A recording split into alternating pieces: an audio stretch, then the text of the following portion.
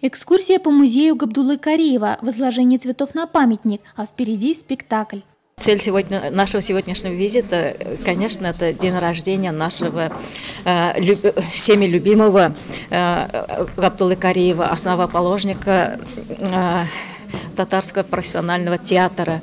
История одной любви. Артисты театра предложили землякам основателя татарского театра спектакль под таким названием. На сцене всего 2 артиста. Сюжет интересный, игра артистов на невероятно высоком уровне. В главных ролях Нуриахмед Сафин. Он в Кульбаево-Мараси не первый раз. Помнит старый сельский клуб. И сегодня перед глазами общение с его знаменитыми жителями.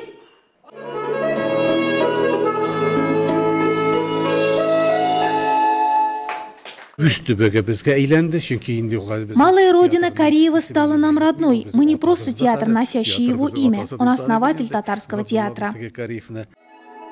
Зрители смотрели спектакль на одном дыхании. Спектакль имел воспитательный характер, полезен и взрослым, и детям. Большое спасибо за то, что, будучи такими занятыми, нашли время приехать на родину Кариева и показать замечательный спектакль. Этот год для Татарского государственного театра юного зрителя имени Габдуллы Кариева особенный, и не только 30-летием со дня основания труппы.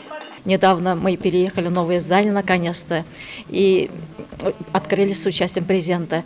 Радость кариевцев искренне разделили и на малой родине отца татарского театра. Вручали подарки и благодарственные письма, звучали добрые пожелания.